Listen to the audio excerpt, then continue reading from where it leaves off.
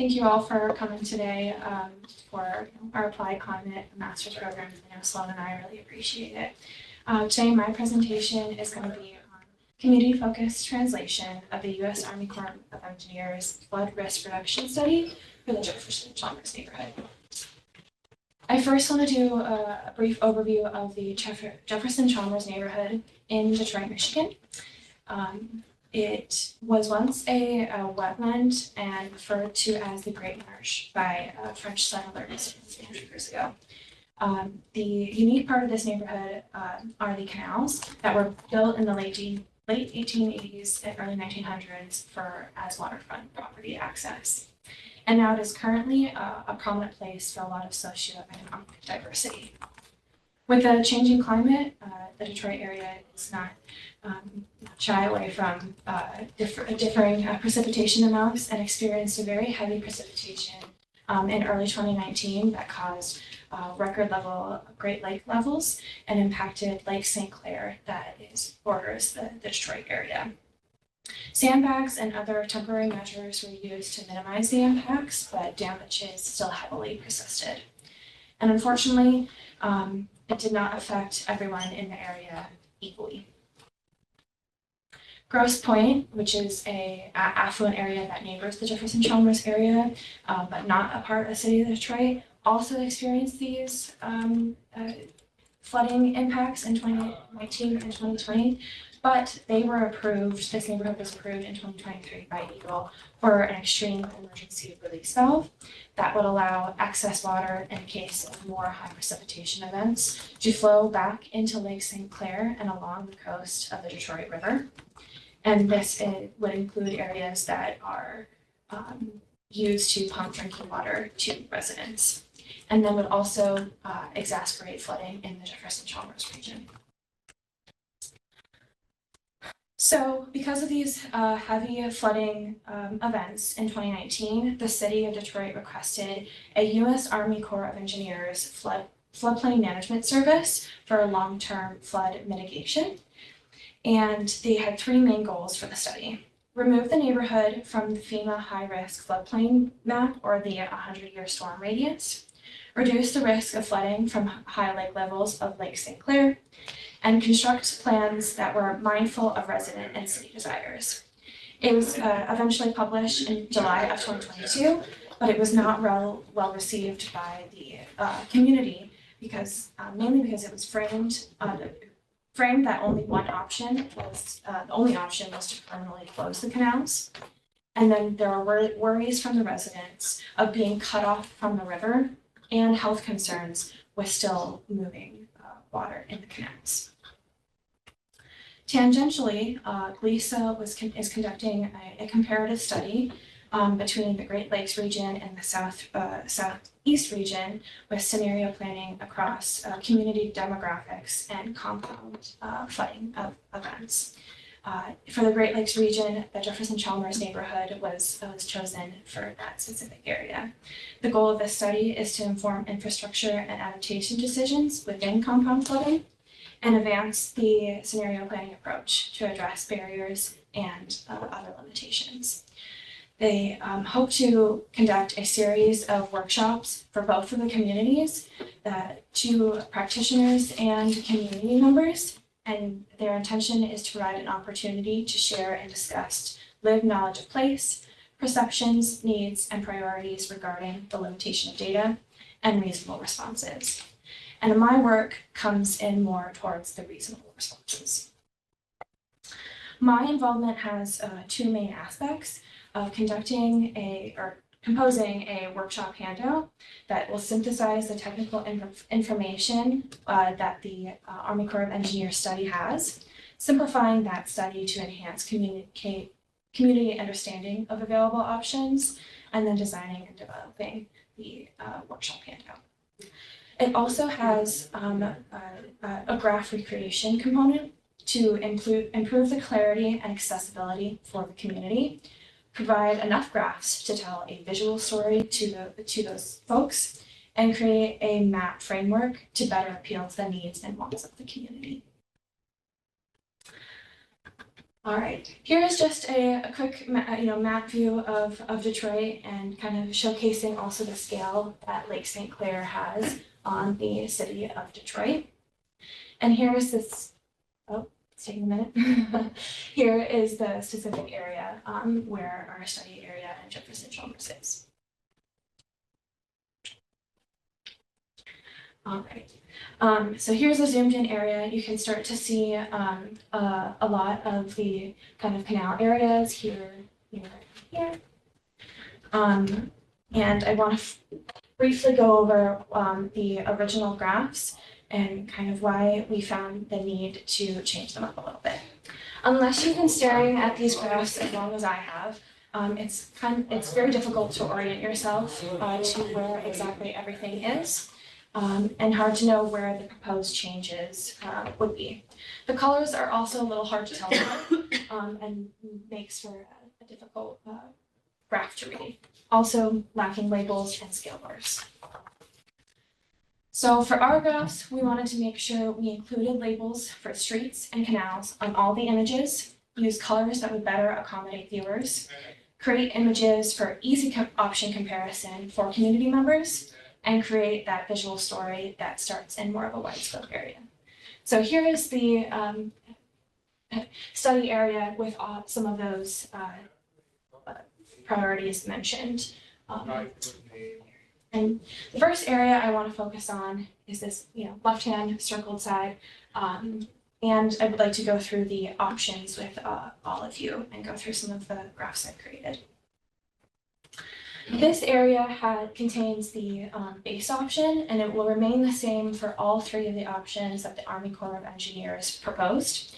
And so this includes flood walls around the KAM Marina with a gate closure, and then several areas of already high enough ground that FEMA determined would be acceptable for the flood risk of the Detroit River and Lake St. Clair, with an additional levee structure in this corner to make sure this entire area is properly protected. Here is the same study area scope, but so you can properly kind of gauge yourself where this particular portion is. And now we'll be moving to the actual kind of decision options in this on this right-hand side with a lot more of the canals. The original Army Corps of Engineers report had a semi-confusing layout for how they wanted to showcase their options, and so the project partners and myself decided that an option menu would be an easier way to communicate these options. The numerical listing that these options are in follow the original Army Corps of Engineers numbering so that folks that want to read more about those options can track a little easier what the in-depth plan is. So there's two main entrees for our menu, and that it's open canal and closed canal. And open canal, or option 2, would keep the canal system completely open, preserve space for residences and commercial buildings, and keep kayaking and canoeing inside the canal and other outdoor activities. So here is option 2 properly zoomed in, and we can see a remaining high ground area on the west side of the Ford Park, with a levee at the right side. And then a large amount of flood walls would need to be added around the residential and commercial spaces. The main focus for this option is to preserve those residential and community spaces. And so things like these parks and other empty spaces were deemed possible inundation zones if high water were to occur. So this kind of gives a great view of most of the canals, but Fox Creek Canal is actually an extremely long canal, and I wanted to better show the scope of that canal with this photo. So it actually stretches all the way up until Jefferson Avenue. So you would need a lot of building of flood walls to properly secure the rest of the neighborhood of Jefferson-Chalmers. Next, we go into our closed canal options. And I first want to bring to your attention the gate closures. There are 3 different types of gate closures that we can have within these options, and those are the temporary, flexible, and permanent options. Here is a visual of all of those options. First is a temporary stop log structure, and it's a physical wall that would be assembled in the canal entrance before high water events and would stay there until the high water recedes. So it would prevent any passage through the canal until that structure is physically removed. The flexible is the obviously the most flexible and allows for passage through the canals even during high water, allowed during high water. And the final option is the permanent earth rock fill, and it's a physical dam that would be created across the canal and would block any passage through the canal and essentially closing the entrance of the canal to the Detroit River. And on the bottom, you can see the rough estimations of the costs that the Army Corps of Engineers proposed, with the lock system by far being the most expensive and the dam being the least expensive. And that brings us to the first option. This option, option 1, preserves more waterfront view along Lake St. Clair and maintains home values, and overall has a shorter structure elevation. For this option, it follows a similar path to option 2, with existing high ground along the west side of Ford Park, another levee structure, and our first gate closure. Now, this gate closure along the Lakewood Canal can be either any of the 3 previously mentioned, and would be a choice that the community members and city members would have when kind of choosing their plan. More already predetermined high ground, another gate closure along the Phillips Street Canal, and then finally another gate closure along Fox Creek Canal. And both of those canals also have those 3 options. Here, give it a second, okay. Here is a zoomed out view of what would be the entirety of option 1, including that original base option. So it would extend all the way from Connor Creek to Fox Creek. Okay. And then finally, option 3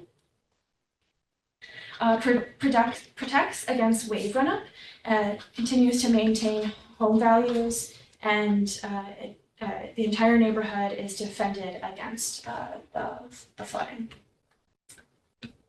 So for this option, you will see that the structures now hug the entire shore of the Detroit River, and protecting those previous parks that were inundation sites. So a levee along the entirety of Ford Park, 3 gate closures along Lakewood Canal, Phillips Street Canal, and Fox Canal, and then flood walls in between all of those canals. And the gate closures still have the same 3 options. And as a quick view of the entirety of option 3. Now this next graph is going to have all 3 of the options kind of overlaid, and I'll just quickly briefly go through all of these. We have the same base option, like I said, for all 3 of them, with the bottom hugging shore being option 3. A similar kind of starting portion for options 1 and 2. If we go northward, that's the start of option 2, with all of these flood walls stretching all the way up, all the way across and up the Fox Creek Canal. And then option 1 containing these gate closures throughout this park and the Riverside Boulevard.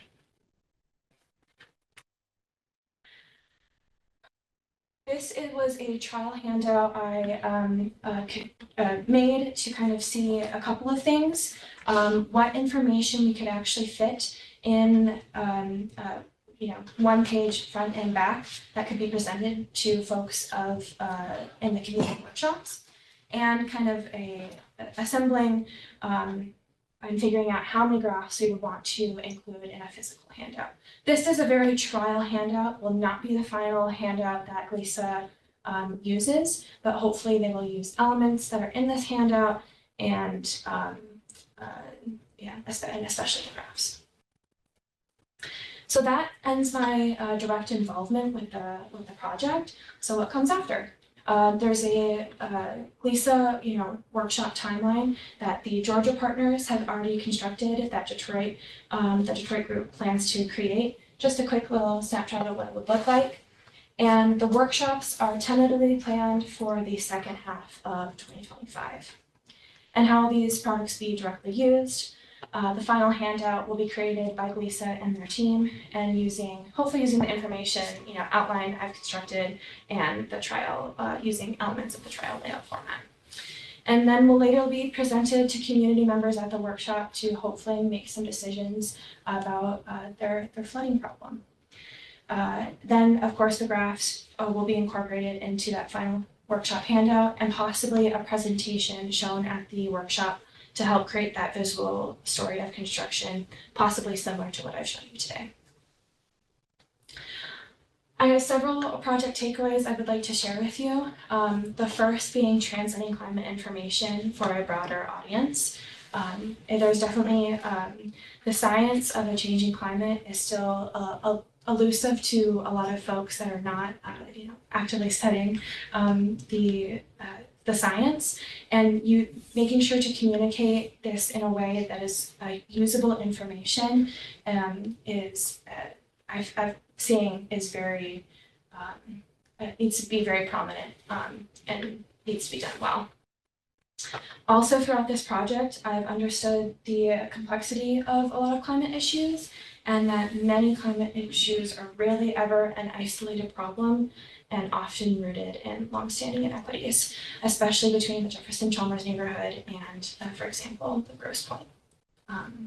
I've actually been able to apply a lot of the program-specific skills I had, including the Geographic Information Systems class I took last semester. All the graphs that I showed were made by me in that program. I don't know if I've ever had quite such a direct translation of skills, and so that was really, really fun to get to say I got to do. And the knowledge I learned from the climate change planning and design course I also took last semester helped my conversations that I had with external partners and about usable science. I also had got a lot of experience navigating project timelines. My project took a lot of different directions and it changed quite a bit. And so I learned that being adaptable and being prepared for the unexpected went a long way in making my final products, and making them turn out as well as they did. I also learned a lot about effectively collaborating with external stakeholders. I spent some time last semester talking with the Detroit Reparations Task Force Focus Group through Rackham about a lot of those inequities and climate change, where climate can be grouped into a lot of different multidisciplinary aspects, and with my GLISA project partners. And finally, I developed quite a few problem-solving strategies that I will be able to take with me throughout the rest of my career, and specifically methods of navigating uncertainty within my project, and overcoming general challenges and knowing when to ask for help. I want to say thank you to my project advisors, Jeremy and Gretchen. Thank you so much for helping to guide me these past 2 semesters. Kim for being such a great partner and answering all my questions very gracefully, and Heather keeping me on track and making sure I can do the best that I can. And of course, Sloan for being my rock at my time at Michigan. So thank you all, and I'm ready to take questions if you have them.